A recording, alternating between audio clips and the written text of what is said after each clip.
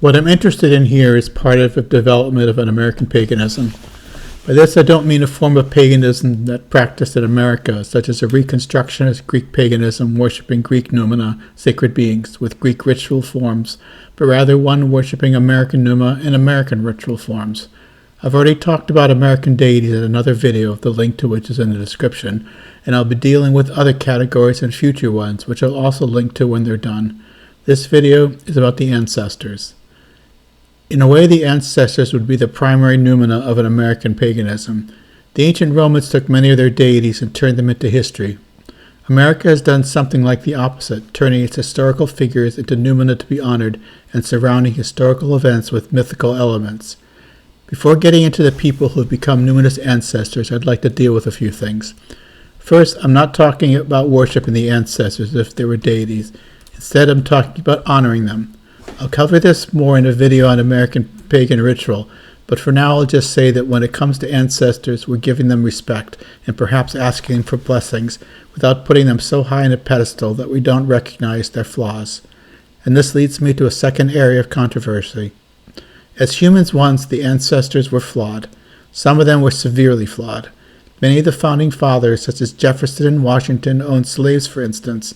In more recent times, as a Baptist minister, Martin Luther King Jr. would almost certainly have opposed gay marriage. My own position is that they were human beings who lived in a certain culture which had a certain mindset. As a result, they shared in the flaws of that culture and possessed their own individual weaknesses. If we were to honor only those ancestors who were without flaws, we would find none to honor. We should therefore honor them for their virtues, even while not forgetting their flaws. I also wonder what future generations will think of us and our failings. Even worse, I wonder what they'll think of things we don't even see as failings, but they will. Will the future society have decided that animals have all the legal rights that humans do, and that therefore all of us living today, with the exception of vegans, are guilty of murder and slavery? The heroes of the past went beyond their time in certain great ways, and I think we should be willing to forgive them for not going beyond it in all. There is also the fact that most American historical figures were Christians, and some of those of extreme forms, with a sprinkling of deists and freethinkers.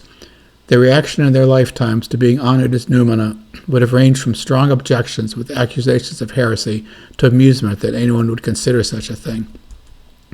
This objection has often been debated by modern pagans, but there isn't a consensus on an answer. My own tentative position is that in the afterlife the ancestors have grown in wisdom and are happy to instruct and protect the members of the culture which they founded. The next problem is that most of these ancestors were male. This comes from the fact that America, especially in its earliest days, has been strongly patriarchal. As a result, most of those who had a strong impact on developing the American system were men. This is simply a fact.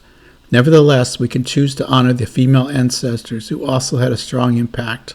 I'll include important women then, but will try to avoid patronizing them by including ones with smaller impacts on early American culture than men did.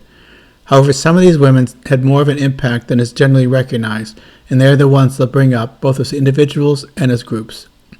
Finally, I'm not going to deal with the ancestors of the American Indians, who may not appreciate being honored by the descendants of those ancestors who colonized their own ancestors' land.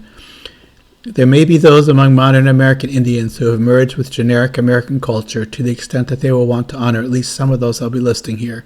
That's their choice, of course, and I'm not about to get into it. So on to the topic of this video. Who are the ancestors that are appropriate to American paganism? We can divide the ancestors into genetic ones and cultural ones. The genetic ancestors are those we're biologically descended from, the ones that show up in genealogies. They're not the ones I'm going to talk about here. Today I'm interested in the cultural ancestors. These are the dead who contributed to our culture. They're not being honored for contributing to our genes, but to our society. They are ancestors that any American can honor regardless of their genealogical background. Some of the ancestors can be honored in groups rather than as individuals. This can be when their individual identities aren't known, or when the influence was as a group rather than as individuals. One category of groups is the first European settlers. There are three of them that are most important to the country as a whole. The first is the Spaniards, who created the first European settlement in St. Petersburg, Florida. Their influence on the development of the rest of the country hasn't been great, though, so those who live outside the area might not find those settlers relevant as cultural ancestors. Second would be the settlers of Jamestown, Virginia. They were the first English settlers, and because of the influence of England on the 13 original states, they can be seen as important. The third group is the Pilgrims, who settled in Plymouth, Massachusetts. They're famous largely in connection with Thanksgiving. However, even though they weren't the first European settlers, they were the first group to establish a democracy in the Mayflower Compact. This probably was part of what led to the New England view of government, and thus indirectly to American independence. Those who live outside the areas influenced by these settlements might want to honor the ancestors who founded their own regions or towns. Often towns are named after the most prominent of their founders, who can be seen as a major ancestor among them. The most important group is, of course, the Founding Fathers. Who belongs to this group isn't strictly defined. We could count anyone who signed either the Declaration of Independence or the Constitution among them, but there are men who didn't do either who could count. For instance, William Dawes and Samuel Prescott, who took part in the warning ride usually credited to Paul Revere alone, might count, and John Parker, the leader of the militiamen at Lexington. An interesting and unfortunately not well-known figure who was wounded at Lexington was Prince Easterbrook, a slave who later served in the Continental Army, in the process gaining his freedom.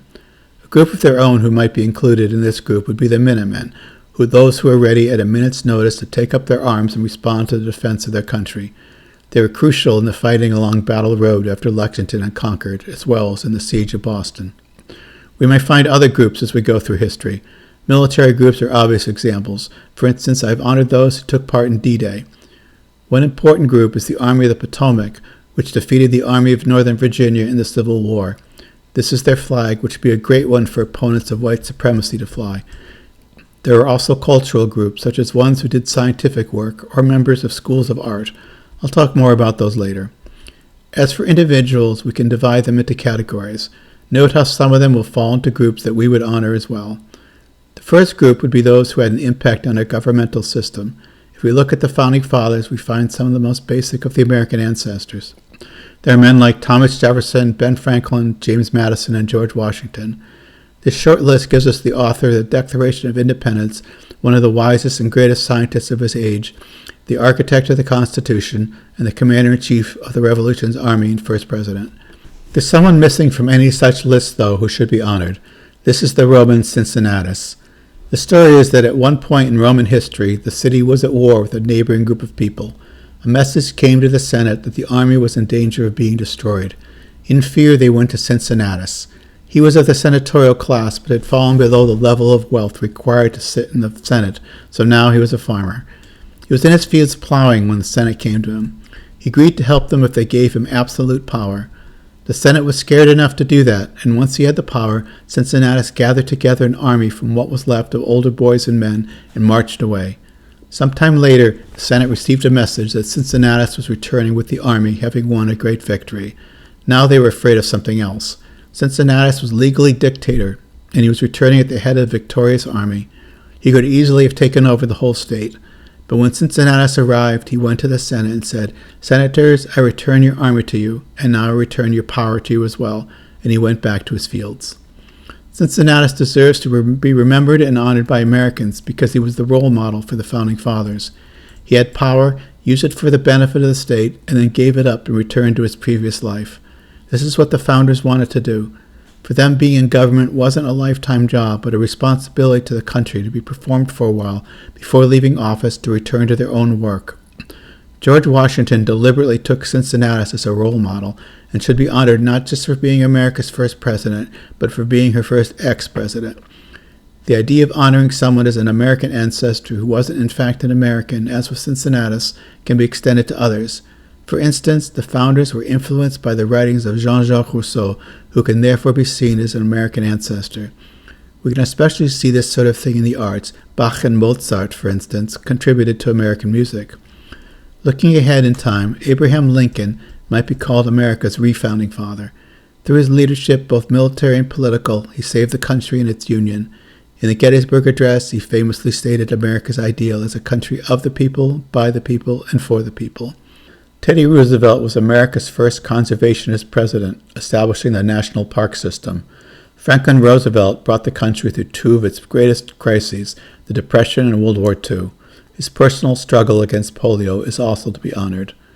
My personal favorite president, Chester A. Arthur, was a corrupt politician who who, when the mantle of the presidency descended on him, set aside his corrupt nature and, among other things, revised a civil service system to prevent future corruption. It isn't just presidents who have affected the American political philosophy, of course.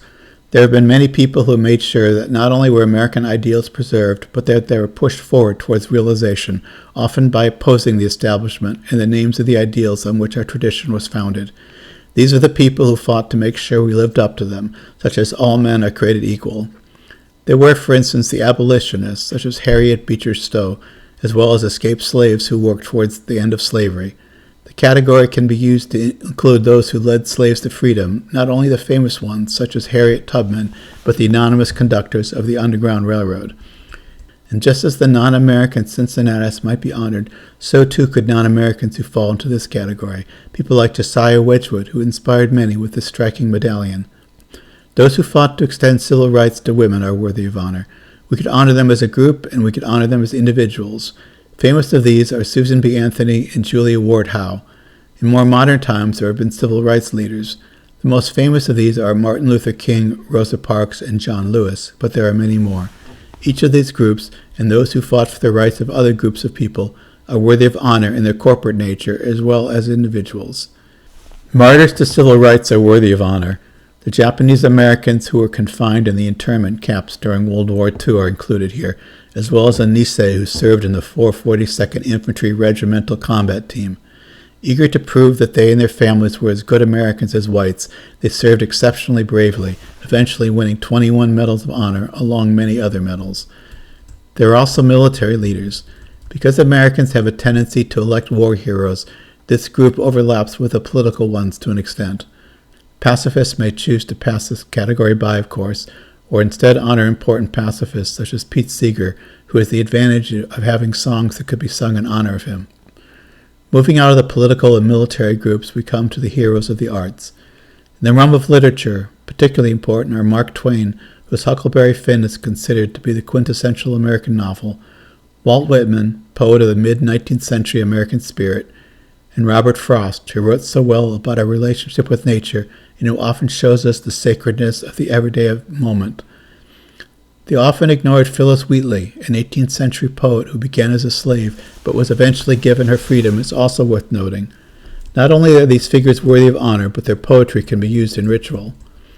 The performing arts have also produced worthy ancestors. There are dancers and choreographers like Martha Graham.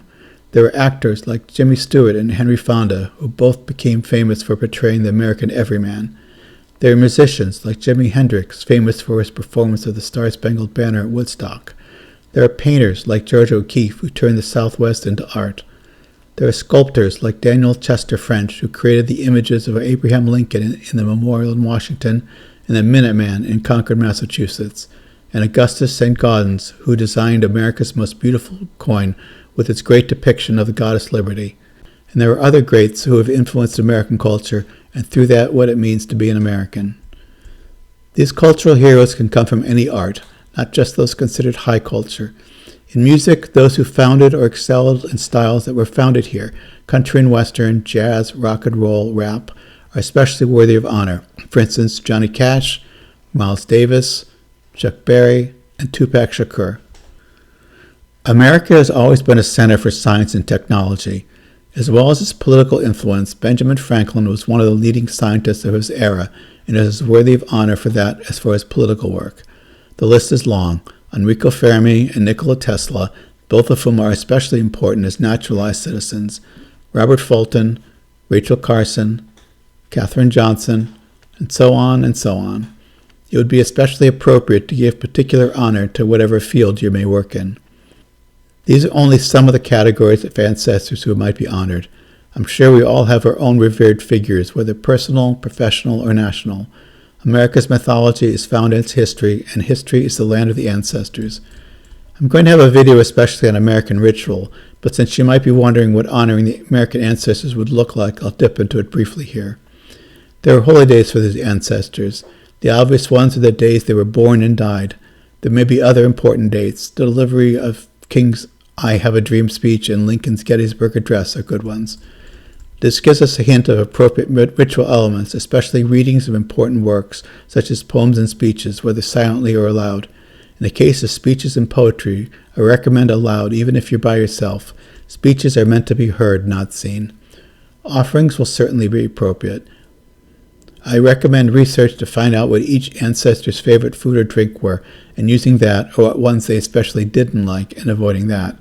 I know that many of the founding fathers were fond of rum, for instance, but they might be touchy about tea. There are many sacred places connected with the ancestors, such as tombs, monuments, and historical sites. You can make pilgrimages to them and pray there, and if appropriate, make offerings. What I've talked about here is only the tip of the iceberg. There have been so many Americans that to choose a few to mention isn't adequate. I hope you start your own journey on this long road.